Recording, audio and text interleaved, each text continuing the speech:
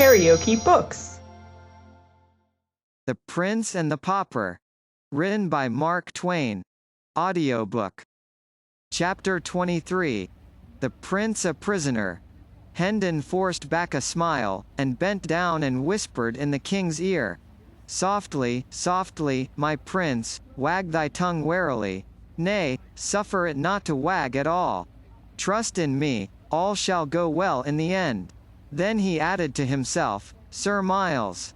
Bless me, I had totally forgot I was a knight. Lord, how marvellous a thing it is, the grip his memory doth take upon his quaint and crazy fancies. An empty and foolish title is mine, and yet it is something to have deserved it. For I think it is more honour to be held worthy to be a spectre knight in his kingdom of dreams and shadows, than to be held base enough to be an earl in some of the real kingdoms of this world.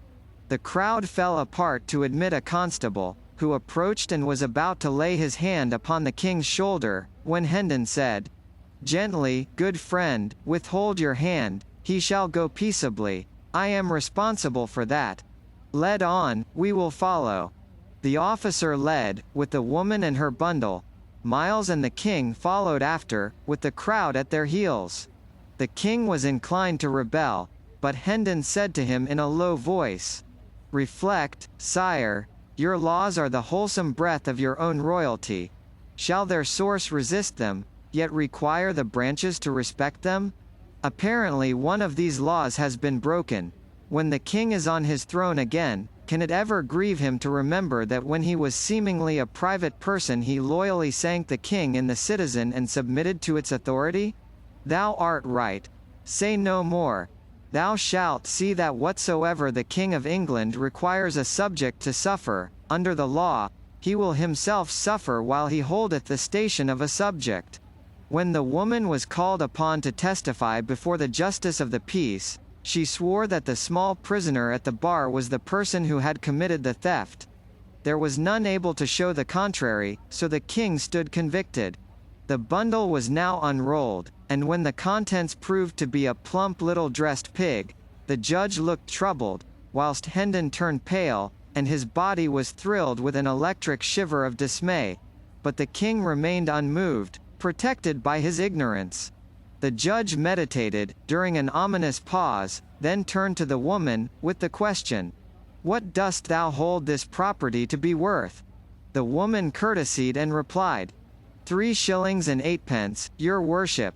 I could not abate a penny and set forth the value honestly. The justice glanced around uncomfortably upon the crowd, then nodded to the constable, and said, Clear the court and close the doors. It was done.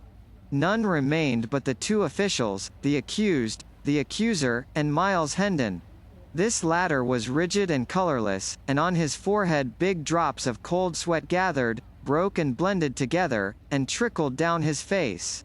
The judge turned to the woman again, and said, in a compassionate voice, "'Tis a poor ignorant lad, and mayhap was driven hard by hunger, for these be grievous times for the unfortunate. Mark you, he hath not an evil face, but when hunger driveth, good woman. Dost know that when one steals a thing above the value of 13 halfpenny the law saith he shall hang for it?" The little king started, wide-eyed with consternation, but controlled himself and held his peace, but not so the woman. She sprang to her feet, shaking with fright, and cried out, "Oh, good lack, what have I done?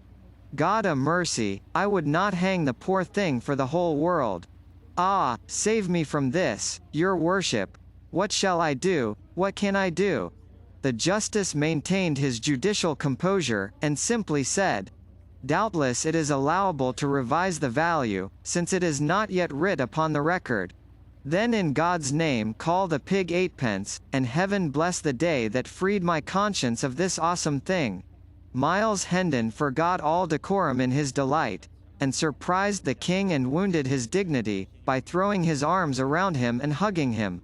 The woman made her grateful adieu and started away with her pig, and when the constable opened the door for her, he followed her out into the narrow hall. The justice proceeded to write in his record book. Hendon, always alert, thought he would like to know why the officer followed the woman out, So he slipped softly into the dusky hall and listened. He heard a conversation to this effect. "It is a fat pig, and promises good eating. I will buy it of thee. Here is the 8 pence. 8 pence, indeed. Thou'lt do no such thing.